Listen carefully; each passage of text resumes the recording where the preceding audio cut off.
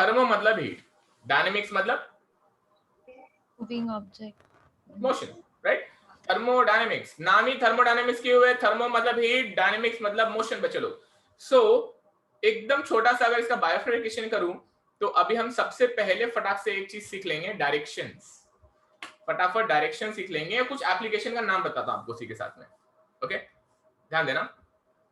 Subject का नाम है थर्मो, ओके,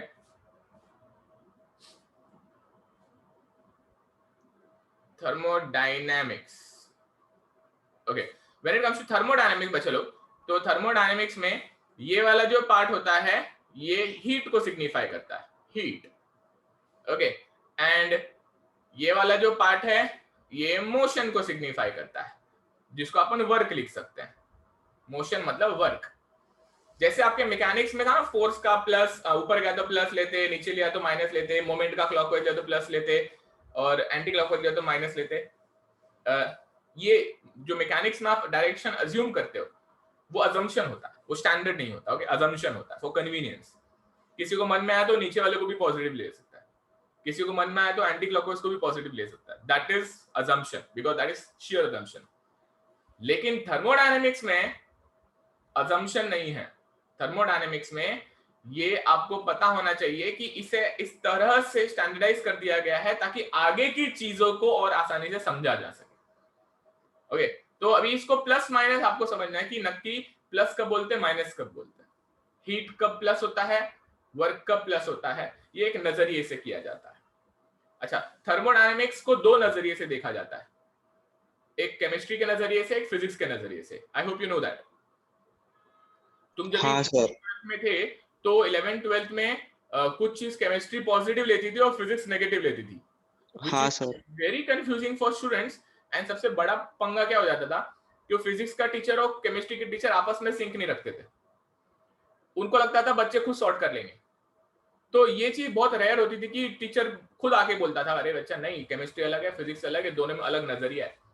अच्छा, उसके पीछे कारण क्या होता है आप खुद समय के साथ समझोगे, बट ध्यान से सुनना। हम जो पढ़ते हैं इट इज प्योरली फिजिक्स का नजरिया। Okay, we are not going to study with the chemistry का नजरिया।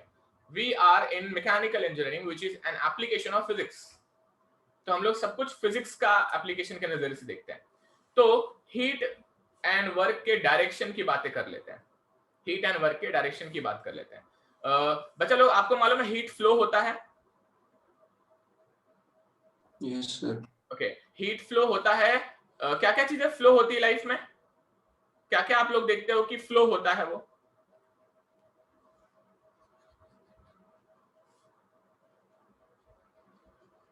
करंट फ्लो होता है,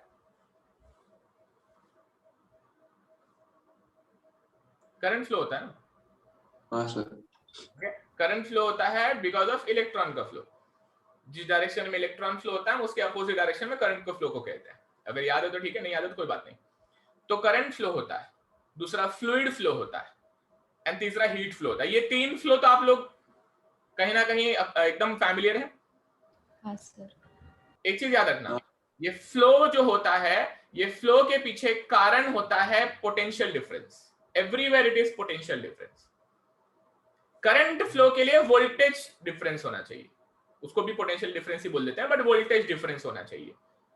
पानी के या लिक्विड के फ्लो के लिए प्रेशर डिफरेंस होना चाहिए। प्रेशर डिफरेंस मतलब अगर आपको करंट फ्लो कराना है, अगर आपको करंट फ्लो करवाना है तो करंट के लिए all you have to do is खाली प्लस माइनस का डिफरेंस तैयार कर दो, राइट। जहां पे ज्यादा नेगेटिव रहेगा, जहां पे ज्यादा नेगेटिव रहेगा अपने आप वहां पे, सॉरी, जहां पे पॉजिटिव रहेगा वहां पे अपने आप वहां पे इलेक्ट्रॉन फ्लो होना शुरू हो जाएगा। पॉजिटिव कब होता है? When there is vacancy of electron. ठीक है, मैं उसमें नहीं घुसूंगा, बट ये याद रखना, जब वहां पे एक तरफ कम इलेक्ट्रॉन हो, एक तरफ ज्यादा इलेक्ट्रॉन हो, तो इलेक्ट्रॉन उस तरफ जाना चाहता है जहां पे कम होता है इलेक्ट्रॉन, तो उसकी वजह से करंट फ्लो होना शुरू हो जाता है। ऐसे ही पानी के बारे में अगर बोले, लिक्विड के बारे में बोलो, तो लिक्विड के बारे में अगर आप हाई प्रेशर तैयार कर दो, लो प्रेशर तैयार कर दो, high pressure and low pressure, तो वहां पे फ्लो कहां होता है? लो प्रेशर की तरफ, लो प्रेशर की तरफ, तो पी लो की तरफ फ्लो होता है। ओके, ये होता है पी लो की तरफ, ये है पी हाई की तरफ। अच्छा बच्चा लोग, इसको लो पोटेंशियल बोलते हैं, उसको हाई पोटेंशियल बोलते हैं बाद में, ठीक है। ये हो जाता है लो पोटेंशियल और ये हो जाता है हाई पोटेंशियल। सो इलेक्ट्रॉन उस तरह से फ्लो होता है। अच्छा, करंट फ्लो होना, लिक्विड फ्लो होना, ये आपके दिमाग में हमेशा होना चाहिए। हीट फ्लो होने के लिए क्या लगता है? सर वर्क चाहिए उसको। टेम्परेचर एक चीज लगता है, एक ही चीज लगता है, temperature difference. Okay, it is always towards lower temperature, बराबर ना। अगर मैं इसको हाई टेम्परेचर बोलता हूं, इसको अगर लो टेम्परेचर बोलता हूं, तो heat will always flow towards lower temperature, lower potential, बराबर। हाँ सर। अच्छा, तो जो हीट दे रहा है, जो हीट दे रहा है उसने हीट लूज किया, तो वहां पर हीट नेगेटिव हो जाती है। और जो हीट ले रहा है उसने गेन किया, तो वहां पर उसे पॉजिटिव कहते हैं। ओके, हीट का क्या हो गया? हीट आप जब कहीं से देते हो तो जिसने हीट लूज किया, तो उसके नजरिए से वो नेगेटिव हीट कहलाती है, because it has lost the heat. और जिसने उसको गेन किया उसके लिए पॉजिटिव कहलाती है। अब इसको अगर आपको एप्लीकेशन के नजरिए से समझना है तो मैं कुछ एप्लीकेशन का नाम लेता हूं। आप लोगों ने रेडिएटर सुना है? रेडिएटर हाँ सर। कहाँ होता है रेडिएटर? सर कार में कार में होता है स्टार्ट आगे। हर कार के देखो आगे ग्रिल का डिजाइन बहुत अच्छा होता है। जैसे वो BMW में किडनी डिजाइन होता है, तो किसी में विंग्स का डिजाइन होता है, होंडा में कुछ अलग ही बीच में स्ट्रैप का डिजाइन होता है, जीप लोगो तो वो 7 ग्रिल्स का डिजाइन होता है। तो यू हैव सीन कि ग्रिल होते हैं सामने, कार के सामने, उन्होंने अपना सिग्नेचर बनाया, लेकिन उसके बीच में पोर्स बने होते हैं, खड्डे बने होते हैं, है ना। yes वो खड्डे क्यों होते हैं? ताकि हवा अंदर आ सके। वो जब हवा अंदर आती है तो हवा क्या करती है? cooling effect to engines वो रेडिएटर को ठंडा करती है। अंदर एक पाइप, रेडिएटर के अंदर ऐसे पाइप होता है, वो जो पाइप होता है उसके अंदर ना रेडिएटर का कूलेंट दौड़ता रहता है। इसके अंदर कूलेंट दौड़ता रहता है। Sometimes it is liquid, sometimes it is water based, sometimes it is oil based, but ये एक कूलेंट इसमें दौड़ता रहता है। ये जो कूलेंट है, ये कूलेंट कहां से है पता है? ये कूलेंट इंजन जो आपका होता है, ये आपका जो इंजन होता है, इस इंजन के बॉडी में से ऐसे दौड़ के आया हुआ रहता है। ऐसे इंजन के बॉडी में से दौड़ के आया रहता है। मतलब if you want to understand कि ये इंजन है, मान लो ये आपका आईसी इंजन है जिसमें पिस्टन सिलेंडर अपना रेसिप्रोकेशन कर रहे हैं। ओके, पिस्टन सिलेंडर आपका रेसिप्रोकेशन कर रहे हैं ऐसा, तो वहां पे ये जो कूलेंट है वो इसके जैकेट के फॉर्म में यहाँ पे भरा पड़ा रहता है, जो कंटिन्यूअसली यहाँ पे ऐसे सप्लाई किया हुआ रहेगा, इधर ऐसे सप्लाई किया रहेगा। तो वो क्या करेगा? यहाँ से पूरा भरेगा, फिर गर्म होकर यहाँ से निकल आएगा, और ये यहाँ पर बाहर ग्रिल में लगा पड़ा रहता है। तो इसके ऊपर से हवा गुजरती है। जब इसके ऊपर से बाहर की दुनिया की हवा गुजरती है तो उसके वजह से अंदर का जो फ्लूइड है वो ठंडा हो जाता है। वो ठंडा फ्लूइड फिर वापस से आप इसके अंदर फ्लो करवाते हो। अगर ये हवा नहीं जाएगी तो अंदर का फ्लूइड ठंडा होगा क्या? नहीं, ये ठंडा नहीं होगा। और अगर ये ठंडा नहीं होगा तो इंजन ठंडा होगा क्या? सर एक फैन भी होता है ना अंदर? क्या डियर? फैन भी होता है ना एक अंदर? हाँ, फैन होता है ना, ताकि वो सक्शन क्रिएट करे इसके लिए। क्योंकि हर बार गाड़ी चलती रहेगी जरूरी थोड़ी है, गाड़ी खड़ी भी रह सकती है ना, तो इसके पीछे फैन लगा दिया जाता है। तो फैन क्रिएट है सक्शन। Okay okay sir. हाँ, तो फैन क्रिएट है सक्शन, जिसके वजह से हवा और जोर से अंदर आती है। कभी कभी अगर फ्लूइड ज्यादा गर्म हो जाता है और आपका ये वेलोसिटी अगर इनफ नहीं होता है, तो यहाँ पर सेंसर होता है, वो सेंसर सेंस करता है, और सेंसर के वजह से ये फैन का ऑन ऑफ कंट्रोल किया जाता है। कभी कभी ये फैन रुका भी रह सकता है, कभी कभी फैन का स्पीड बढ़ाया भी जा सकता है। इट ऑल डिपेंड्स ऑन कि अंदर जो लुब्रिकेंट है या फ्लूइड है उसका टेम्परेचर क्या है। टेम्परेचर बहुत ज्यादा बढ़ जाता है तो फैन का स्पीड बहुत बढ़ा देते हैं, ताकि ज्यादा जोर से हवा आए और अंदर का फ्लूइड ठंडा हो जाए। इट इज मेड श्योर कि इसका टेम्परेचर ज्यादा राइज ना हो जाए। ओके, ये रेडिएटर यूनिट जो होता है बच्चों, रेडिएटर यूनिट जो होता है, सिर्फ अगर उसके बारे में बात किया जाए, if you only talk about radiator, then radiator किस तरह का डिवाइस है? वो हीट एब्जॉर्बिंग डिवाइस है या हीट रिजेक्टिंग डिवाइस है? रिजेक्टिंग। परफेक्ट। absorbing device. नहीं, रेडिएटर हीट रिजेक्टिंग डिवाइस है। क्यों? क्योंकि उसके अंदर जो फ्लूइड है उस फ्लूइड का हीट निकाला जाता है बाहर, बराबर ना? हाँ सर। तो इट हाँ, is not sir. Heat absorbing device. वो लुब्रिकेंट ने हीट एब्जॉर्ब यहां पे किया था, इंजन में किया था। That is a different part. You don't have to focus on that, you have to focus on radiator. Radiator में जो फ्लूइड है उसमें का हीट निकाला जाता है, तो ये हीट लॉस्ट हो जाता है, बराबर? हाँ सर। हाँ डियर। हाँ सर। आपने कंडेंसर सुना है? हाँ सर। कंडेंसर कहाँ होता है? बॉयलर। बॉयलर बॉयलर में तो नहीं होता है, बॉयलर के साइकिल में होता है। डिजाइन के साइकिल में होता है। Rankine cycle. रेफ्रिजरेटर के पीछे वाला। रेफ्रिजरेटर में होता है ना सर। फ्रिज के पीछे, फ्रिज के पीछे, कूलर में भी होता है। अच्छा फ्रिज के पीछे एक काला काला कॉइल होता है। अच्छा छोटे फ्रिज में दिखता है, बड़े फ्रिज में नहीं दिखता है। मतलब if you have a small 150 180 litre का फ्रिज, तो उसके पीछे काला कॉइल रहता है और उसमें से पतली पतली पतली जालियां लगी रहती है, बहुत पतली, मतलब रॉड जैसी पतले पतले रॉड हाँ लगे, सर। उसको कंडेंसर यूनिट कहते हैं। ओके, वो कंडेंसर, और वो जो पतले पतले रॉड लगे रहते हैं ना, वो फिन्स का काम करते हैं। आप अगर गाड़ी में रेडिएटर देखोगे ना, तो पाइप कभी दिखता नहीं है आपको, बहुत पतले पतले पतले पतले पतले पतले प्लेट्स दिखते हैं, बहुत पतले पतले प्लेट्स, बहुत पतले प्लेट्स दिखते हैं, वो प्लेट्स को फिन्स कहते हैं। Okay, fins. ऐसे ही घर का जो कंडेंसर यूनिट होता है उसमें भी पाइप होता है, और वो कंडेंसर यूनिट में फिन का काम ये रॉड करता है। फिन फिन बताता है फिन क्या होता है? हाँ सर। क्या होता है? पिन शेप्ड रॉड्स रहते हैं उसमें, कंडक्शन कन्वेक्शन के वजह से हीट ट्रांसफर होता है उसमें। फिन क्यों होता है? सर वो हीट एक पाइप से दूसरे पाइप में लेने के लिए, इक्वली डिस्ट्रीब्यूट करने के लिए वो फिन्स लगाए रहते हैं। और कोई? Anybody else? एरिया बढ़ाने के लिए। परफेक्ट माय डियर, एकदम परफेक्ट जवाब दिया है। आप लोग चाय अगर पी रहे हो और कॉलेज जाना है, मम्मी बोलती है चाय पी के जा, तो कप में अगर चाय है तो यू प्रेफर उसको प्लेट में पोर कर दो, तो उससे क्या हो जाता है? सरफेस एरिया बढ़ता है और ठंडा हो बढ़ जाता है। And when the surface area in contact increases, more amount of air can make contact with the surface, and so more, much faster the heat will get out of the body, बराबर? Yes sir. Surface area बढ़ने से heat transfer rate बढ़ता है। Rate का मतलब होता है एक सेकेंड में ज्यादा अमाउंट ऑफ हीट निकल के जा सकता है, बस उतना ही करता है वो, एक समय में ज्यादा हीट निकाल के कर। तो इसके वजह से फिन्स लगाए जाते हैं। इसलिए रेडिएटर हो या फिर आपके घर में जो एसी का पीछे का यूनिट होता है, एसी के पीछे किसी ने अगर विंडो एसी देखा रहेगा, उसमें बहुत सारी जालियां दिखती हैं पीछे से, बहुत सारी जालियां, तो उसमें पतली पतली पतली पतली जो जालियां लगी वो फिन्स होते हैं। वो फिन के अंदर जो गैप होता है ना, वो गैप में से हवा गुजरती है, बराबर? हाँ सर। फिन्स का काम है इस जाली इस पाइप का हीट निकाल के लेना।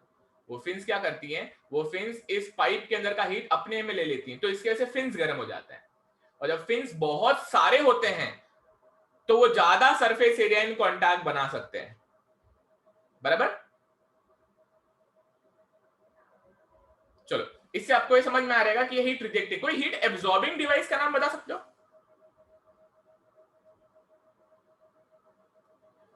रेफ्रिजरेटर हीट एब्जॉर्बिंग ही है ना? रेफ्रिजरेटर के अंदर का यूनिट जिसको फ्रीजर यूनिट कहते हैं या फिर इवापोरेटर यूनिट कहते हैं, जो फ्रीजर के अंदर होता है। ओके, तो इवापोरेटर यूनिट भी ऐसे जाली होती है, उसमें पाइप ही होता है उसके अंदर भी, उसके अंदर से ठंडा ठंडा फ्लूइड दौड़ता रहता है और वो फ्रीजर के अंदर होता है। आप अगर छोटा फ्रिज है तो उसमें फ्रीजर में ना जब ये पूरा फ्रॉस्ट हो जाता है तो कई बार अपने को आदत होती है कि अपन उसमें का वो स्नो निकालने की कोशिश करते हैं, तो कई बार आपको पतले पतले पाइप हाथ को टच होते रहेंगे। वो जो पतले पतले पाइप टच होते हैं ना, वो इवापोरेटर के पाइप्स होते हैं, उसके अंदर से ठंडा रेफ्रिजरेंट फ्लो होता रहता है कंटिन्यूअसली, बराबर? ये हो गया आपका इवापोरेटर यूनिट। इवापोरेटर यूनिट में हीट एब्जॉर्ब होता है, वो खाने की गर्मी को एब्जॉर्ब करता है, इवापोरेटर। ओके, बॉयलर में इकोनोमाइजर हो गया, बराबर? सुपर हीटर हो गया, ये सारे के सारे हीट एब्जॉर्बिंग डिवाइसेस है, समझा? हाँ सर। हाँ सर। इन सभी के लिए नेगेटिव हीट ट्रांसफर लिया जाता है, और चाहे वो बॉयलर हो, चाहे वो इवापोरेटर हो, इनके लिए वो पॉजिटिव हीट ट्रांसफर लिया जाता है। I hope you understood this now. Okay बच्चे लोग, हीट समझ में आ गया, तो हीट समझ में आ गया तो वर्क पे आते हैं अभी। वर्क समझना है अगर, तो दो तरह के डिवाइसेस होते हैं। एक को कहते हैं जो वर्क बनाते हैं, work producing device. Work producing device में आता है turbine,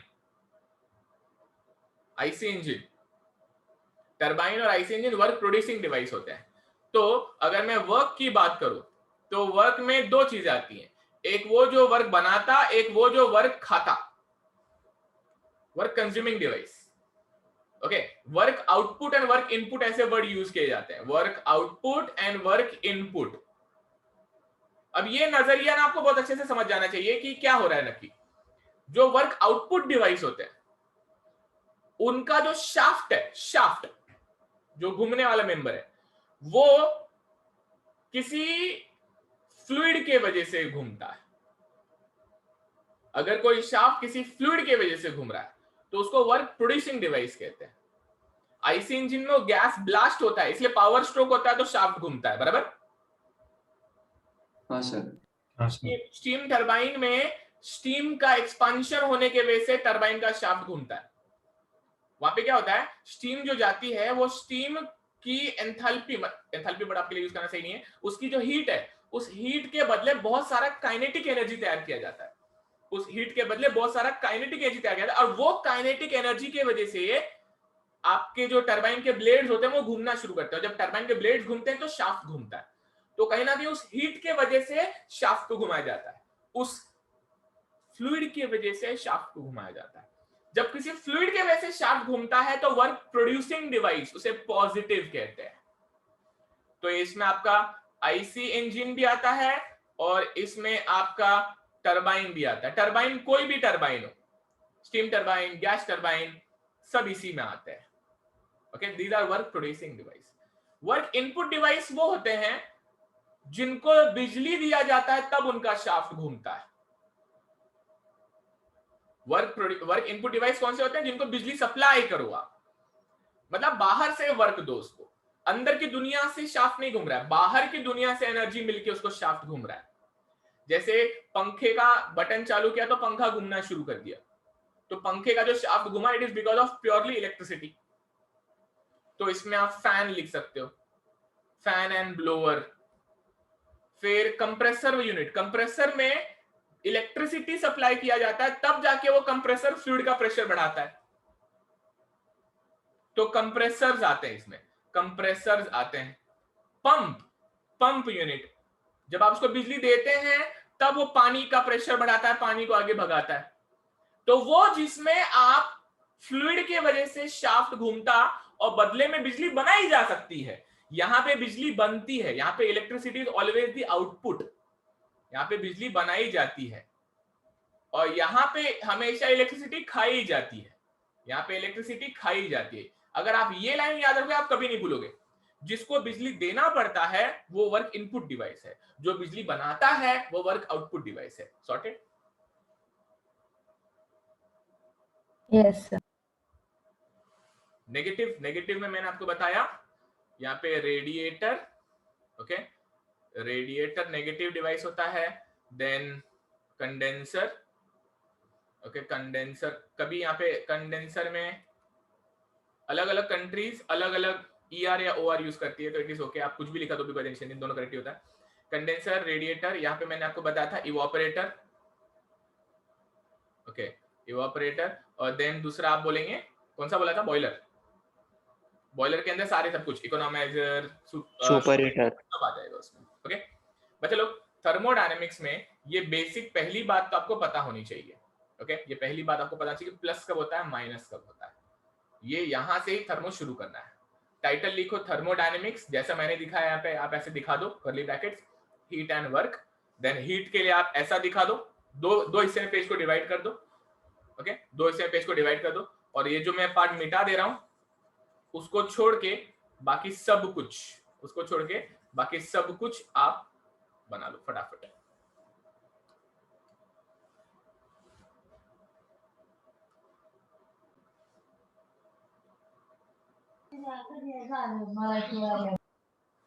Region in the space which is chosen for thermodynamic study. हाँ, जिस पे हमारा ध्यान है, जिसको हम स्टडी कर रहे हैं, बराबर है। सिस्टम वो होता है जिसको हम पढ़ना चाहते हैं, जिस पे हमारा पूरा फोकस है कि अच्छा ये क्या कर रहा है, ओके तो इस टाइम पे इसके साथ क्या हो रहा है, तो इट इज लाइक जिस पे हमारा फोकस है उसे सिस्टम कहते हैं। तो that's the definition, part of a universe in which you have focused under thermodynamic study, so that is system. अच्छा, सिस्टम जो होता है उसके अलग अलग प्रकार होते हैं, सिस्टम जो होता है उसके अलग अलग प्रकार होते हैं। अब अलग अलग प्रकार बोला अगर तो आप लोगों ने सुना रहेगा क्लोज सिस्टम, फिर आपने सुना रहेगा open system, open system, and फिर आपने एक सुना रहेगा आइसोलेटेड सिस्टम, बराबर ना? हाँ सर। अच्छा, थर्मोडायनेमिक्स में आइसोलेटेड का कोई काम नहीं है, क्लोज एंड ओपन का काम है सिर्फ। But before that let us understand कि वो सब क्या है फटाफट। ओके, सिस्टम के दो प्रकार, एक क्लोज और एक ओपन, इस पे फोकस करना है। तीसरा प्रकार जो आइसोलेटेड है उस पे फोकस नहीं करना है, लेकिन इन सिस्टम को क्लासिफाई किस बेस पे किया जाता है, तुम्हें कैसे याद है जरा बताना? थर्मस। नहीं, इनको क्लासिफाई किस बेसिस पे किया जाता है? क्यों इनको क्लोज ओपन आइसोलेटेड कहते हैं? Transfer of energy. अगर हीट जा रहा है हाँ, आ रहा है हाँ सर। और मास कम हो रहा है या उतना ही रह रहा है, मतलब मास और हीट के ट्रांसफर पे किया जाता है। हाँ। अच्छा, एनर्जी वर्ड जो होती है बचपन के लेमैन टर्म होती है, तब तक हीट हमें नहीं समझता, इसलिए एनर्जी लोग कहते हैं उसको, अभी हम हीट कहेंगे उसको।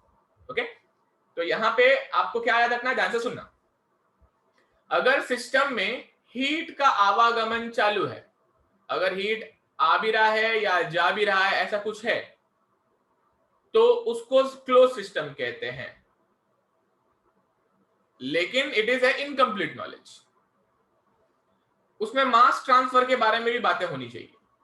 मास ट्रांसफर, मास मतलब एम डॉट, मास ट्रांसफर मतलब एम डॉट, डॉट क्यों लिखा बताऊंगा, बट यस मास ट्रांसफर। अब आप बोलेंगे मास ट्रांसफर क्या होता है? रेडिएटर, जब मैंने आपको भी आज नाम बताया रेडिएटर, ये रेडिएटर में मैंने कहा ना कुछ तो फ्लो हो रहा है कंटिन्यूअसली, बराबर ना? हाँ सर। वो मास उसमें रुका पड़ा था क्या? वो ऐसा था कि नहीं चलो बैठेंगे ठंडे हो जाएंगे फिर निकल लेंगे, ऐसा हो रहा था क्या उधर? नहीं, ये मास कंटिन्यूअस फ्लो होता है, कंटिन्यूअस फ्लो होता है। तो जब ये अगर मेरा सिस्टम रेडिएटर है, if my radiator is a system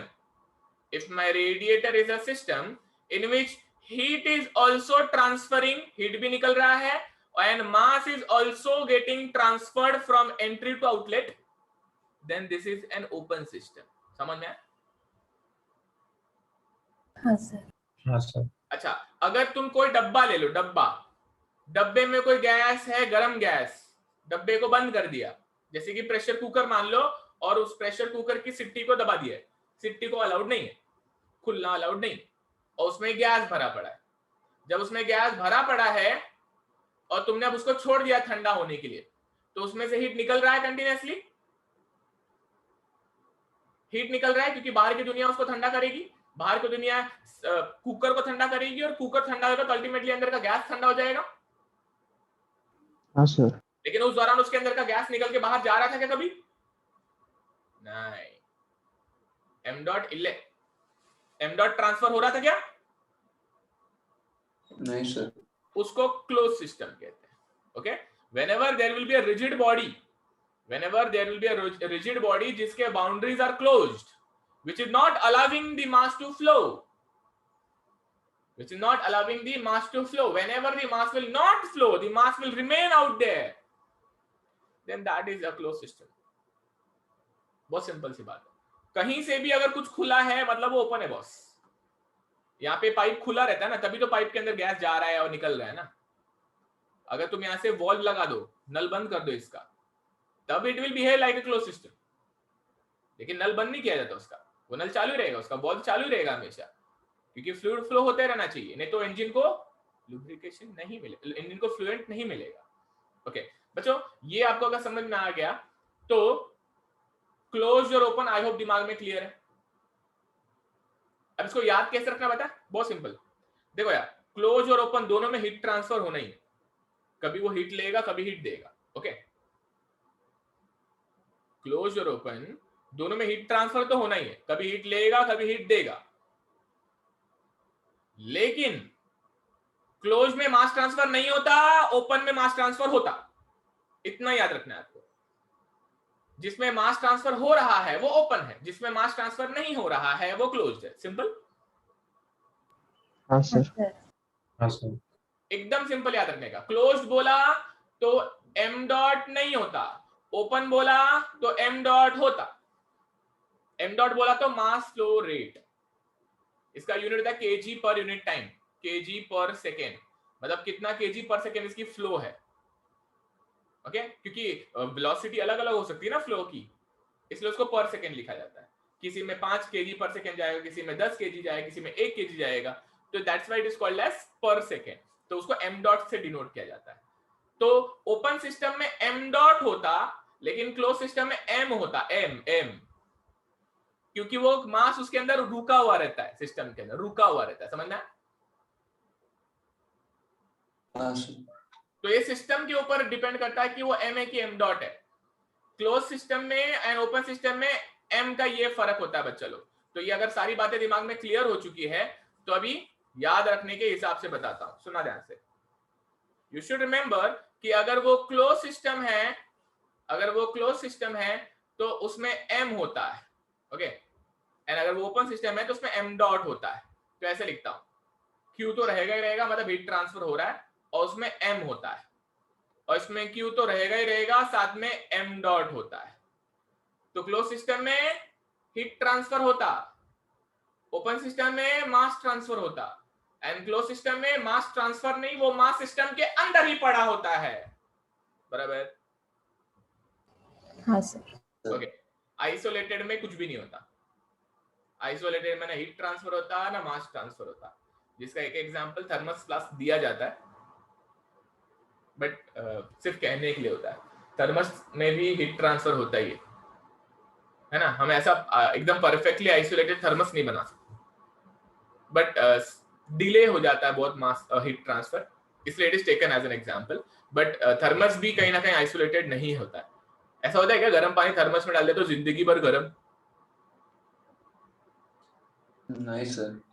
नहीं एक सर। दिन 2 दिन के बाद में औकात पे आ जाता है वो।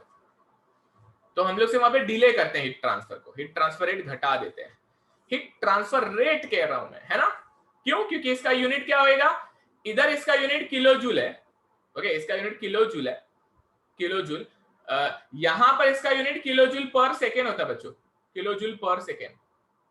बट ठीक है, ये अभी कंफ्यूज नहीं करता मैं आपको, वो समय के साथ बताऊंगा। बट हीट ट्रांसफर वर्ड अगर डाला वहां पे तो हीट ट्रांसफर कभी भी पर यूनिट टाइम रहेगा, कभी भी पर यूनिट टाइम रहेगा। तो क्लोज में कभी भी बोला जाता है quantity of heat lost, quantity of heat lost, इसलिए वो किलो जूल रहता है। ओपन में बोला जाता है heat lost per unit time, तो kilo joule per unit time रहता है।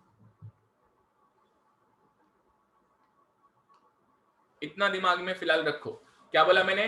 सिस्टम 3 प्रकार के, क्लोज, ओपन, आइसोलेटेड। फिर क्लोज में क्या होता है, क्लोज में हीट आएगा जाएगा, मास नहीं आएगा जाएगा, वो मास उसमें पड़ा रहेगा। ओपन में क्या आएगा, हीट आएगा जाएगा, साथ में मास भी फ्लो होता रहेगा।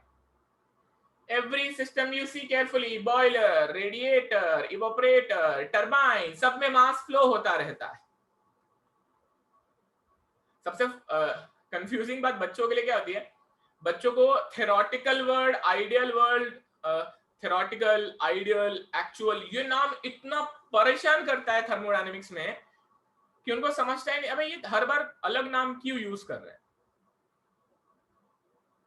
याद रखना, एक्चुअल चीज को एनालाइज करना आपके बस का नहीं है, या आपके स्कोप में नहीं है फिलहाल, इसलिए वो उसको थोड़ा सा सिंप्लीफाई करने के लिए उसको कभी थ्योरेटिकल बोल देंगे, या फिर अगर उसको और सिंप्लीफाई करना है फॉर मोर अच्छा रिजल्ट तो उसको आइडियल बोल देंगे।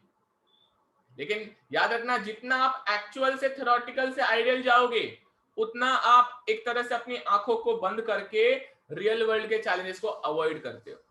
This is what thermodynamic does, ये हम समझेंगे समय के साथ। ओके, इसके अलावा सिस्टम के आसपास की जो बाउंड्री होती है वो तो आप जानते ही है, बाउंड्री सबको मालूम रहेगा, it can be real, it can be imaginary. Okay, boundary real हो सकती है, इमेजिनरी भी हो सकती है। जैसे कि चाय का कप ले लो, मैं गरम चाय का जो कप है, वो गरम चाय के कप में हीट यहां से निकल के जा रही है और थोड़ा बहुत वेपर भी निकल के जाता रहता है। ओके, तो चाय के कप को ओपन सिस्टम बोलना चाहिए, क्लोज सिस्टम बोलना चाहिए? Open. Open. Open system. Okay, चाय का cup is a open system. इसमें क्या होता है, इसमें हीट तो निकलती है, थोड़ा बहुत अंदर का वेपर भी निकल के जाता है। अच्छा, क्योंकि वो बहुत कम होता है क्वांटिटी में, वेपर जो निकल के जाता है बहुत कम होता है क्वांटिटी में, इसलिए अप्रोक्सीमेटली इसको क्लोज सिस्टम भी कह सकते हैं। Approximately, if you want to avoid the mass lost, क्योंकि तुम अगर वो चाय को मेजर करो, कप में भरने के बाद मेजर करो एंड ठंडा होने के बाद मेजर करो, तो आपको उसके मास में बहुत अंतर नहीं दिखाई देगा, अनटिल अनलेस आप वो सोनार वाले दुकान की मास का मशीन रखे हो, ज्वेलरी शॉप वाले नहीं देखे, जिनमें लिटरली एकदम छोटे छोटे अमाउंट ऑफ ग्राम भी दिखाया जाता है, उसमें डिफरेंस दिखेगा आपको। लेकिन जो आपकी किराना दुकान वाला होता है उसका जो लिस्ट काउंट होता है वो बड़ा होता है, तो इसके वजह से वहां पर शायद वो आपको क्लोज सिस्टम की तरह बिहेव करेगा। समझ में आया? इसलिए हमारे कॉलेज के टीचर हमारे साथ टाइम पास करते हैं, चला चला सांगा कुठला सिस्टम है, ओपन है कि क्लोज, फिर टाइम पास करते बैठते हैं। बट ऐसा इस पे पढ़ने का नहीं, ऐसा ऐसे कॉन्ट्रोवर्शियल टॉपिक है, इस पे इतना लोड देने का नहीं। बस इतना याद रखो कि अगर यहाँ से कुछ निकल के जा रहा है, okay, it means heat flow हो रहा है, सिंपल। आप बोलेगा सर आप बताओ क्या करूं, ओपन सिस्टम बोलना है ओपन, क्लोज बोलना है क्लोज। लेकिन अगर कोई आपको फोर्स कर रहा है इसका जवाब देने के लिए, तो जो मैंने बोला वो बोलेगा, sir because it is open, it is losing heat, also some vapor is lost, that's why it is behaving like a open system. But if we avoid the mass flow rate, which is negligible in amount compared to the mass total inside that, it can also be treated like a closed system. Okay, Yes, sir. okay, now this should be your ever time answer. अच्छा, अभी मैं इसको बनाया था ताकि आपको boundary बता सकूं। You should know that boundary, real, imaginary क्या होती है। अभी यहाँ पे ये जो बाउंड्री है, ये वाला जो हिस्सा है, ओके, ये वाला जो हिस्सा है, ये वाला जो हिस्सा है, ये सब रियल बाउंड्री है। फिर यहाँ पे चाय का जो लेयर रहेगा ऊपर का, that will be imaginary boundary. Okay, ये हो जाएगा ऊपर का इमेजिनरी बाउंड्री, ये हो जाएगा रियल बाउंड्री। बाउंड्री के अलग अलग प्रकार होते हैं। एंड चाय के अलावा जो बाकी की दुनिया है उसको क्या कहते हैं? Surrounding. Surrounding. सॉरी, सराउंडिंग, उसको सराउंडिंग कहते हैं, उसको सराउंडिंग कहते हैं। Then this is surrounding, this is boundary, this is boundary, and जिसको हम स्टडी कर रहे हैं वो सिस्टम है, वो सिस्टम है, और इन सबको मिला के जो बनता है उसको यूनिवर्स कहते हैं, उसको यूनिवर्स कहते हैं। तो यूनिवर्स के क्या क्या हिस्से हैं? यूनिवर्स में सिस्टम है, फिर उसका बाउंड्री है, फिर सराउंडिंग है। That is something you should know. सबको समझ में आ गया इतना? हाँ सर। ओके, तो चलो, ये आपको बनाना है तो बनाओ, नहीं बनाना है तो नहीं बनाओ। अगर आपके दिमाग में क्लियर है तो इट्स ओके। बस एक चीज याद रखने का, इतना भी याद रखा तो भी काफी है। ओके, इतना भी याद रखा तो काफी है। क्लोज्ड में heat transfer, mass transfer, sorry heat transfer होता लेकिन मास ट्रांसफर नहीं होता। ओपन में हीट ट्रांसफर भी होता, मास ट्रांसफर भी होता। इतना लिखा तो भी काफी है। किसी को अगर अपने लिए ड्रॉ करना है तो you can do it, no problem.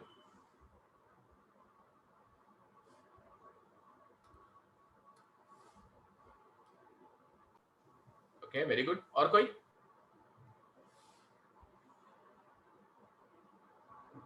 Heat पर केजी, नहीं सुनाई दिया मुझे। हीट पर केजी, हीट पर KG, okay. Heat required to raise the temperature of body by 1 degree Celsius. तीनों ने जो मिला है ना उसको मर्ज करना पड़ेगा, तब जाके कंप्लीट बनेगा। मैं बताता हूँ क्या होता है। ओके, अगर मैं 1 kg मास ले लूं, 1 kg मास ले लूं, ओके, अगर मैं 1 kg मास ले लूं और उस 1 kg मास को जब मैं हीट दूं, उसके पहले उसका कोई तो इनिशियल टेम्परेचर होगा T1, बराबर। 1 kg मास, इनिशियल टेम्परेचर T1, उसको मैं कुछ हीट दे दूं, उसको मैं कुछ हीट दे दूं, तो वो हीट के कारण उसका टेम्परेचर 1 डिग्री सेल्सियस से बढ़ जाए और उसका T2 बन जाए T1 + 1।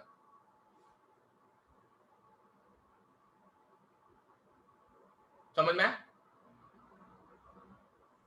हाँ सर। सर एक बार रिपीट करो ना। वापस सर। अगर 1 kg मास है, उसका इनिशियल टेम्परेचर T1 है और मुझे उसको उतना ही हीट देना है जिससे उसका टेम्परेचर सिर्फ T1 + 1 बनना चाहिए।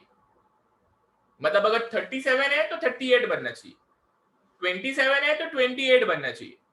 So amount of heat required to raise the temperature of a unit mass body by 1 degree Celsius is called as specific heat. Amount of heat required to raise the temperature of a unit mass body by 1 degree Celsius is called as specific heat, and specific heat is denoted by C. क्या definition है? It is amount of heat required per unit mass per degree Celsius. Per degree Celsius. अब यहाँ पे पर क्या हो जाएगा? T2 - T1 which is written as dt, है ना? 1 क्या हो जाएगा यहाँ पे? 1 will be equal to T2 - T1 which can be written as dt. That's why we say the definition is specific heat का amount of heat required per unit mass per degree Celsius. झेपा? हाँ sir. हाँ sir. अच्छा, अभी इसका unit क्या होगा? मान लो अगर ये क्लोज सिस्टम है तो Q का यूनिट होता है किलो जूल, मास का यूनिट होता है kg और dt का यूनिट होता है सेकेंड। ओके, तो बच्चा लोग अगर ये ओपन सिस्टम होता तो ये होता किलो जूल पर सेकेंड, ये होता kg पर सेकेंड, तो पर सेकेंड कट जाता। तो चाहे वो क्लोज सिस्टम हो चाहे वो ओपन सिस्टम।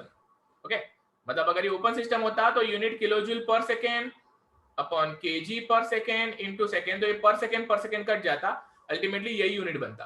तो स्पेसिफिक हीट चाहे वो क्लोज सिस्टम हो चाहे वो ओपन सिस्टम हो, यूनिट सेम ही रहता है। ओके,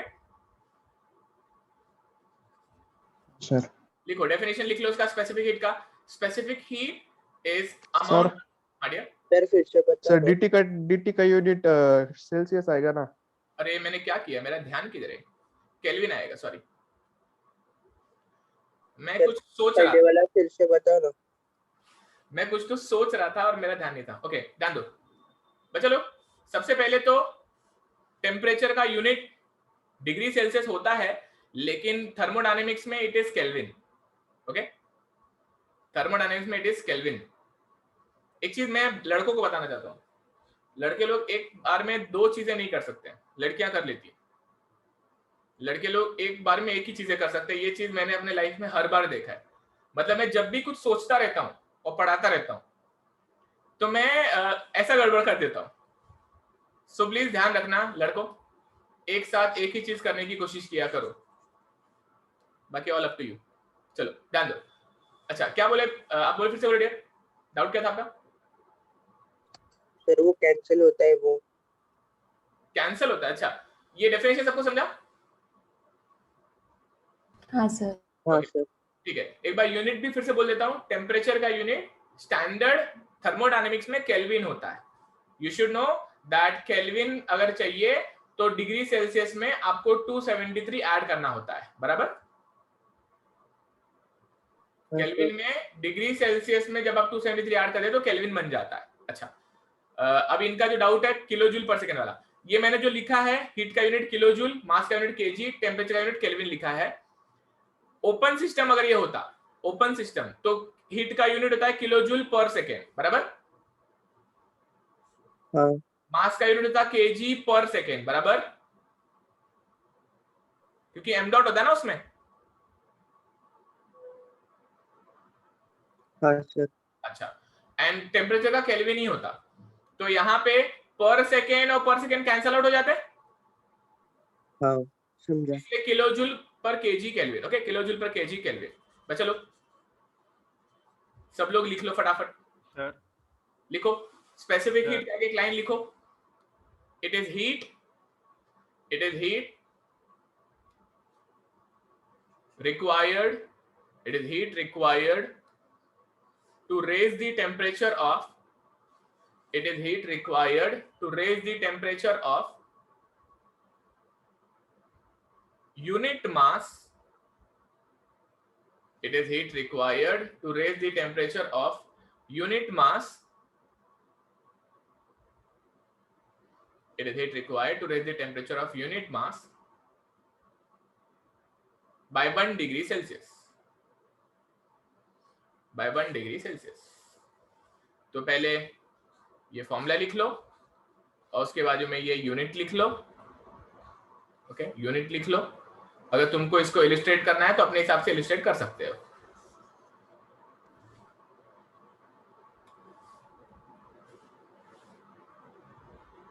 आप लोगों ने सुना रहेगा ना, इसके टाइप्स होते हैं. हाँ सर. हाँ सर. इसके दो टाइप होते हैं. एक होता है सीपी सीवी और सीपी. इट इज लाइक अगर तुम हीट एट कांस्टेंट प्रेशर दे रहे हो तो सीपी बोला जाता है. अगर हीट कांस्टेंट वॉल्यूम दे रहे हो तो उसको सीवी बोला जाता है. सर वो कंडेंसर में सीपी होता है ना? क्या डियर? कंडेंसर में सीपी होता है ना? ऐसा नहीं होता. लिक्विड्स में हमेशा सीपी होता है. लिक्विड्स में हमेशा सीपी होता है क्योंकि लिक्विड का जो वॉल्यूम है ज्यादा बदलता नहीं. हम बोलते हैं कि हीट लिक्विड को हीट दिया तो एक्सपांड होता है, लेकिन वो इतना एक्सपांड थोड़ी होता है, मार्जिनल होता है वो. पानी को बर्तन में गर्म किया तो पानी इतना बड़ा होता है कि बर्तन के बाहर ही रहता है, थोड़ा बहुत, है ना. बबल्स फॉर्म की बात नहीं कर रहा हूं. अगर तुम पानी को गर्म करो तो पानी इतना एक्सपांड होता है कि आपको दिखाई देता है कि एक्सपांड हो गया. नहीं, नेग्लिजिबल अमाउंट में वॉल्यूम बदलता है उसका. लेकिन गैसेस का ऐसा नहीं होता है. गैसेस को थोड़ा सा हीट मिला तो जुप बड़े हो जाते हैं. तो जब भी लिक्विड होता है तो हीट ट्रांसफर में हमेशा सीपी लिया जाता है because volume transfer is almost negligible. Volume change is almost negligible, लेकिन वहां पे प्रेशर भी नहीं बदलता है. वहां पे प्रेशर भी, लिक्विड का प्रेशर भी नहीं बदलता है, तो इसलिए सीपी लिया जाता है. लेकिन when it comes to gases तो वहां पे सीपी सीवी दोनों पे ध्यान दिया जाता है. सीपी सीवी दोनों पे ध्यान दिया जाता है. इट ऑल डिपेंड्स कि प्रोसेस किस तरह से हो रहा है. लेकिन दुनिया में 90% प्रोसेस कांस्टेंट प्रेशर होता है.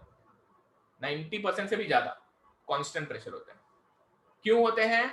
अब आप उसके लिए एलिजिबल हो चुके हो, करेंगे बात उस पर. एसएमई में मैं उतना बातें नहीं कर सकता क्योंकि आपका उतना नहीं दिमाग बड़ा हुआ रहता है. धीरे धीरे भी आपका दिमाग और डेवलप हो चुका है, तो we can talk about it. बस इसके टाइप लिख लो. एक लिख लो सीपी और एक लिख लो सीवी. CP and CV. इन दोनों में बड़ा कौन होता है पता है क्या आपको? CP is always greater than CV. CP is always greater than CV. और इनका रिलेशन है, इनका relation CP minus CV is equal to R और CP upon CV is gamma शायद. CP minus CV is R and CP by CV is gamma. अच्छा, it is very wrong on my side before teaching you about R and gamma directly formula देना. But क्योंकि आप ये पढ़ रहे हो तो यहाँ पे ये फॉर्मूला अगर आप लिख के रख दो अभी के लिए तो अच्छा रहेगा. अगर किसी को आता है तो बहुत अच्छी बात है, तो बताएगा मुझे आर क्या होता है? Real universal gas constant. नहीं, it is characteristic gas constant. Okay, R is not universal gas constant, it is characteristic gas constant. दोनों में फर्क होता है. यूनिवर्सल गैस कांस्टेंट हर गैस को लगाया जा सकता है. कैरेक्टरिस्टिक गैस कांस्टेंट उस पर्टिकुलर गैस को ही लगाया जा सकता है. मतलब यहां पर अगर एयर है तो एयर का सीपी, एयर का सीवी, एयर का आर. बाकी फ्लूइड का सीपी सीवी सेम रहे जरूरी नहीं है. तो this R is always a characteristic gas constant. Characteristic gas constant. Okay, और गामा क्या होता है पता है किसी को?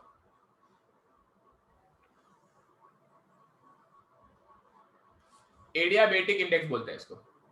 PV to the power gamma constant वो एडियाबेटिक प्रोसेस में. एडियाबेटिक इंडेक्स बोलते हैं इसको. ये हम तब सीखेंगे जब गैस प्रोसेसेस देखेंगे ना, तब बात करेंगे इस पे. अभी सिर्फ लिख लो. जब मैं आपको गैस लॉ सिखाऊंगा तब इसके बारे में बताऊंगा, और जब मैं गैस प्रोसेसेस सिखाऊंगा तो इसके बारे में बताऊंगा. ओके, ये गैस लॉ के समय बात किया जाएगा और ये प्रोसेसेस के समय बात किया जाएगा. Sir CP minus CV equal to R. R characteristic एक गैस कांस्टेंट है उस गैस का. अगर मैंने दोनों इक्वेशन को उसके मॉलिक्यूलर मास से मल्टीप्लाई किया तो वो यूनिवर्सल गैस कांस्टेंट में कन्वर्ट हो जाएगा ना? Yes yes. तो अगर मैं यहाँ पे कैपिटल है मतलब मॉलिक्यूलर वेट से अगर इनको मल्टीप्लाई कर देता हूँ तो फिर सीपीसीवी भी आपको मॉलिक्यूलर वेट में आ जाएगा, लेकिन CP CV is always given for particular gas के मास के लिए। इसका यूनिट क्या लिखा है डियर? पर केजी? केजी लिखा है ना, मोलार मास लिखा है क्या? नहीं। नहीं ना, तो क्योंकि ये केजी में लिखा है इसलिए ये भी पर्टिकुलर उसके लिए होता है। यूनिवर्सल गैस कांस्टेंट का यूनिट मोलार मास में होता है। ओके मतलब आपको सीपीसीवी कभी भी मोलार मास में नहीं दिया जाएगा, कभी भी नहीं, never ever in this and that subject. It will always given for mass KG, molar gram या फिर मोलार मास में नहीं दिया जाएगा, इसलिए ये हमेशा कैल्शियम गैस कांस्टेंट ही रहेगा। हाँ, but if you want to play with the units you can play with it for yourself. वो आपको थर्मोडायनामिक्स में यहां पर कहीं पर भी परेशान नहीं करेगा। ठीक है, 11th-12th में हमें R मतलब वो PV इक्वल टू nRT तो की सिखाया है। हाँ हम लोग करेंगे ना बात उस पे, गैस लॉ करेंगे ना। It is PV equal to MRT में अपन सॉल्व करेंगे, अभी एनआरटी में नहीं करेंगे। एनआरटी सिखाऊंगा फिर उसको एमआरटी में कन्वर्ट करेंगे। एंड हम लोग हमेशा वो कन्वर्जन को याद रखेंगे, कन्वर्ट कैसे किया जाता है, क्योंकि you will never come across number of moles in your subject, you will always come across mass in your subject. इससे आपका कंफ्यूजन बहुत सारा दूर हो जाता है। मोलर हम वो चीज में डील करेंगे जो हमें दिखाई देगा, हम मास में डील करेंगे क्योंकि मास हमको पता चला है कितना फ्लो हो रहा है पर केजी पर सेकेंड, तो हमें फील होगा। मोल्स में थोड़ा सा डिफिकल्ट होता है इमेजिन करना, इट इज सो डिफिकल्ट कि अपने को पता नहीं इमेजिनरी है मोल्स कितना है कैसा है, it becomes really imaginary, feel नहीं होता। आगे बढ़े? हाँ हाँ सर। सर। चलो मैंने आपसे क्या क्या बात किया देख लो, एक बार फटाफट देख लो। मैंने आपसे आज थर्मोडायनेमिक्स के बारे में बात किया, heat and work, positive negative, heat निकलता तो नेगेटिव, हीट आता तो पॉजिटिव, वर्क बनता तो पॉजिटिव, वर्क दिया जाता तो नेगेटिव, या बिजली दी गई है तो नेगेटिव, बिजली बन रही है तो पॉजिटिव। ओके, सिस्टम में क्लोज ओपन, क्लोज में मास फ्लो नहीं होता, ओपन में मास फ्लो होता, इतना याद रखा तो भी काफी है। Specific heat required per unit mass per unit degree Celsius, यहीं से वो फॉर्मूला निकाला गया है क्यू का, Q is equal to mCpdt, याद है क्या? वो फॉर्मूला यहीं से बनाया गया है स्पेसिफिक हीट के फॉर्मूला से, mCpdt या फिर mCvdt, ऐसे अलग अलग तरीके से फॉर्मूला लिखा जाता है। अगर आप हीट कांस्टेंट प्रेशर दे रहे हो तो mCpdt, अगर आप हीट कांस्टेंट वॉल्यूम दे रहे हो तो mCvdt। Okay, this is something you must know. अब आज के लेक्चर में मुझे लगता है ये लास्ट टॉपिक अगर मैं लूं तो दैट विल बी अबाउट अंदाजा लगाओ क्या सिखा रहा हूं? First law. नहीं, एंट्रोपी, एंथैल्पी। एंथैल्पी। बच्चा लोग एंथैल्पी क्या होता है?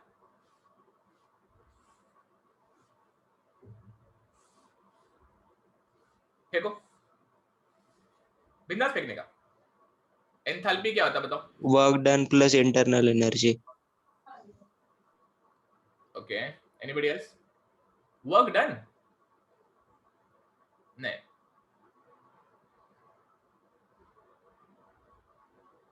Which work done? ठीक है, दैट इज ना, जो तुम ये बोले ना डियर, ये डेफिनेशन तब बोला जाए जब आपको एग्जैक्टली फील हो कि क्या बात कर रहा। ओके, डेफिनेशन वाइज अगर बोलो तो एंथैल्पी को एस से डिनोट किया जाता है, जहां पे इंटरनल एनर्जी जो होता है वो होता है यू से डिनोट किया जाता है, और वर्क डन जो बोलते हैं वो वर्क डन नहीं होता, वो फ्लो वर्क होता है। फ्लो हाँ, चेंज इन वर्क डन शायद। हाँ, flow work, it is called as flow work.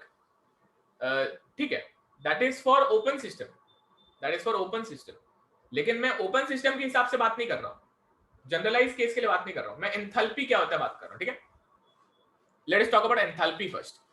That definition what you are talking about is dear, उसको बात किया जाता है जब भी होता ना कि हमें कुछ चीज समझ गया है, हम उसको कहीं अप्लाई कर रहे हैं, फिर उसका होता है ना ऑल्सो डिफाइंड एज, तो वो वहां पे आ जाएगा।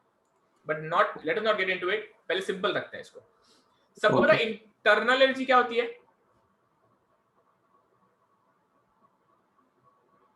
किसी को पता क्या होती है?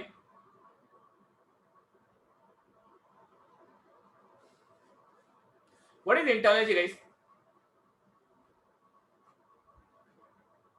फेंको ना कुछ तो।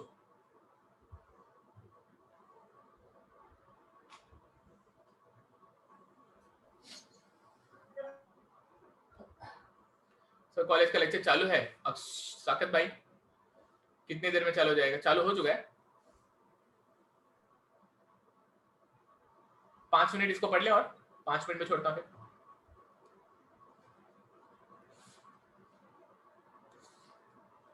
अभिषेक भाई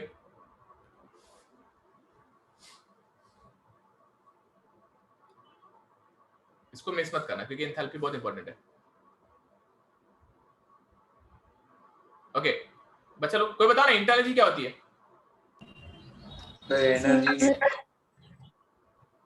सर एनर्जी जिस वजह से उस सिस्टम का स्टेट चेंज होता हो। और नॉट बैड बट ठीक है। आगे कोई और?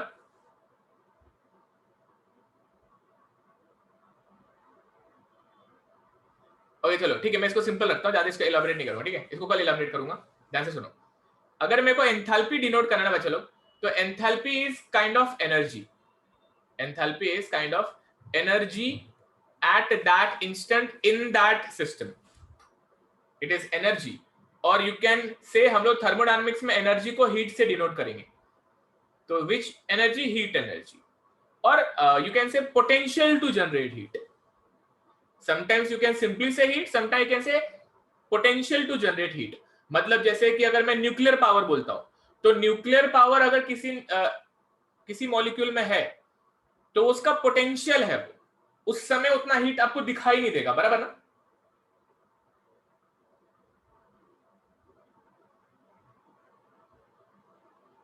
ओके ठीक है, मतलब बच्चा लोग enthalpy is nothing but heat content बोल सकते हैं या फिर energy content in a system at that instant. उस समय उसमें कितना एनर्जी है वो एंथैल्पी से डिनोट किया जाता है। Energy can be also called as heat. तो you can also define enthalpy as heat content in a body at that very instant. अब हीट जो होता है वो दो फॉर्म में रहता है। इंटरनल एनर्जी अलग अलग लेवल पे होती है बच्चों, मॉलिक्यूलर लेवल, एटॉमिक लेवल। तो मैं बहुत डेप में बातें नहीं करूंगा, बट यस, अगर कोई पार्टिकल है तो पार्टिकल स्टेबल कभी रहता नहीं, वो हमेशा वाइब्रेट करता रहता है। तो यू कैन से ये मॉलिक्यूलर लेवल का हो गया। तो मॉलिक्यूलर लेवल पे अगर पार्टिकल वाइब्रेट कर रहा है तो वो उसकी इंटरनल एनर्जी है। जितना जोर से वाइब्रेट करेगा उतना उसमें इंटरनल एनर्जी होता है, बराबर? हाँ sir. That is internal energy. Internal energy में बहुत सारी चीज और आती है। एटॉमिक लेवल पे भी जा सकते हो आप, फिर न्यूक्लियस लेवल पे भी जा सकते हो आप। तो ये सारे के सारे जो एनर्जी है सब मिलके इंटरनल एनर्जी बनाते हैं। इलेक्ट्रॉन एंड न्यूक्लियस के कॉम्बिनेशन को एटॉमिक लेवल बोलेंगे। हमको मालूम है कि हीट दिया तो ऑर्बिटल चेंज करके इलेक्ट्रॉन भाग जाता है, तो वो भी एक तरह का इंटरनल एनर्जी के बारे में बातें हो रही है। जितना इंटरनल एनर्जी बढ़ेगा उसका, उतना ज्यादा इलेक्ट्रॉन एनर्जाइज होगा। आयन फॉर्मेशन के बारे में आपको याद होना चाहिए। अच्छा ठीक है, ये सब कुछ इंटरनल एनर्जी का पार्ट है, सब कुछ इंटरनल एनर्जी का पार्ट है इंटरनल एनर्जी में। लेकिन अगर हम बात करेंगे फिलहाल के लिए, तो लेट अस से उसका वाइब्रेशन, जितना वो वाइब्रेट कर रहा है उतना उसमें इंटरनल एनर्जी है। It becomes easy to understand. PV is called as combination of pressure and volume. PV is called as combination of pressure and volume. When it will be in a liquid state, when it will be in a liquid state, sometimes you will see कि उसका pressure and volume में pressure शायद बदल जा रहा है। Okay, pressure शायद बदल जा रहा है, वॉल्यूम नहीं बदल रहा है। और it can be wise versa. Gaseous में तो कभी दिखेगा कि दोनों बदल रहे हैं। तो ये सब क्यों बदलता है, एक एग्जांपल देता हूं। जैसे कि अगर लिक्विड है, सैचुरेटेड हो चुका है, इसको हीट दिया, वो वेपराइज हो रहा है। जब वो वेपराइज होता है तो वॉल्यूम बड़ा हो जाता है, उसका टोटल वॉल्यूम बड़ा हो जाता है। तो शायद उस दौरान उसका प्रेशर आप कांस्टेंट रख रहे थे, वॉल्यूम बढ़ गया था। कभी कभी आप उसको थ्रॉटल करते हो, ऐसा प्रोसेस होता है थ्रॉटलिंग बोल के। तो उस दौरान आप उसका प्रेशर गिराते हो, तो जब आप प्रेशर गिराते हो तो प्रेशर गिरने के कारण उसका फेज ट्रांसफॉर्मेशन हो जाता है, फेज ट्रांसफॉर्मेशन हो जाता है। कभी फेज ट्रांसफॉर्मेशन होता है, कभी नहीं होता है। तो चलो ये सब कुछ को ध्यान में रखते हुए, मतलब प्रेशर, वॉल्यूम और वाइब्रेशन, इन सबको ध्यान में रखते हुए टोटल अमाउंट ऑफ एनर्जी एक हीट के फॉर्म में एक सिस्टम में होती है और उसी को एंथैल्पी कहते हैं। एंथैल्पी को आप डायरेक्टली भी एक लेमन टर्म में बोलो तो हीट बोल सकते हो। जितना हीट है उसमें उतना उसका एंथैल्पी है। हीट का मतलब गर्मी जरूरी नहीं कि गर्म है, वो कभी कभी ठंडा हो जाता है, कभी कभी ठंडा हो जाता है, तब भी एंथैल्पी सेम रहता है।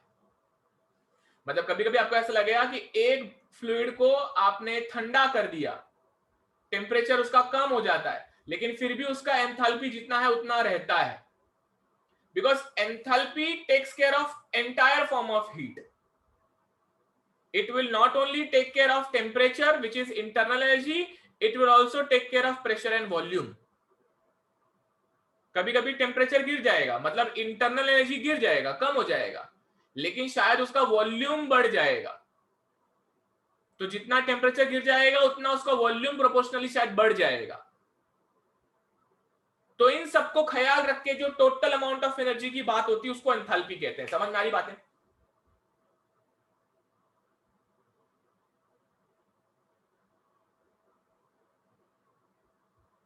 हाँ सर। तो हाँ चलो सर। ज्यादा नहीं खींचता हूँ, आज हमने बहुत बेसिक सीखने की कोशिश की है। आज फर्स्ट डे है, तो मैं आपको बस इतना ही बोलना चाहूंगा, एंथैल्पी को कैसे याद रखना है। मेरी आवाज नहीं आ रही है Anuja? Okay okay okay dear, मैंने आपसे क्या कहा, एंथैल्पी सिर्फ ऐसे याद रखो। ओके, इसको कल इलैबोरेट करेंगे। फिलहाल के लिए एंथैल्पी को अगर आपको बोलना है तो एंथैल्पी का डेफिनेशन अगर कोई पूछता है तो definition is enthalpy is sum of internal energy and product of pressure and volume. ऐसे भी आप कह सकते हो, internal energy and sum of inter, sum मतलब तो plus, sum of internal energy and product of pressure and volume. इसको pressure, sorry, इसको प्रेशर एंड वॉल्यूम का प्रोडक्ट भी कह सकते हो। और इस प्रेशर एंड वॉल्यूम का दूसरा नाम है फ्लो वर्क। फ्लो वर्क, मैं आपको फ्लो वर्क सिखाऊंगा कि फ्लो वर्क नक्की मतलब क्या है। ओके, आपको समझ जाएगा फिर, क्योंकि पहली बार नाम सुनने के बाद में टीचर ने बोल दिया ऐसा था क्या, ओके होगा कुछ तो, but you need to know exactly flow work क्या है, तो वो भी बताऊंगा आपको। तो बट अभी के लिए याद रखो, enthalpy is sum of internal energy and flow work, where flow work is nothing but product of pressure and volume. अगर आपको दूसरा डेफिनेशन याद रखना है तो you can simply say enthalpy is nothing but heat contained in a system or a body at that very instant. उस instant पे उसमें कितना हीट है वो एंथैल्पी होती है। एंथैल्पी हीट होती है, याद रहेगा इसे? हाँ सर। तो लिख लो, एंथैल्पी लिखो, डैश करके लिख लो फटाक से। Enthalpy is sum of, enthalpy is sum of, enthalpy is sum of internal energy and flow work. Enthalpy is sum of internal energy and flow work, where flow work is where flow work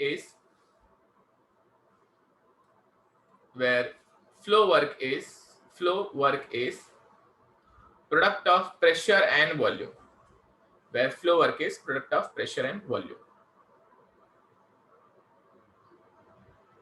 Full stop. ये formula लिख लो खाली पहले, H is equal to U plus PV। क्या dear? आवाज नहीं आ रही, definition फिर से बताओ ना। definition is, it is defined as sum of internal energy and flow work. It is sum of internal energy and flow work, where flow work is product of pressure and volume, where flow work is product of pressure and volume.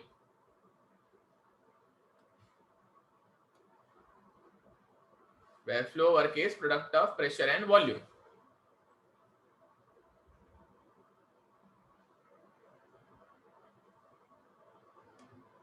और ये डब्बे का formula लिख लो और फिर एक line जो बोलता हूं वो लिख लो, H is equal to U plus PV. उसके बाद नीचे लिखो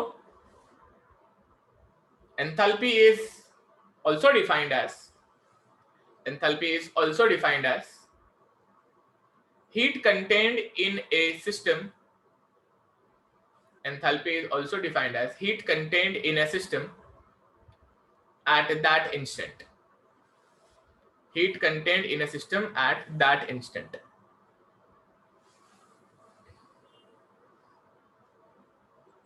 मतलब उसमें उस समय कितना हीट है वो बताएगा. ओके बच्चों, आज मैंने आपको बेसिक सिखाया है. मैं लॉज का लेक्चर कल ले लूंगा. कल मैं आपको फर्स्ट लॉ सिखाऊंगा.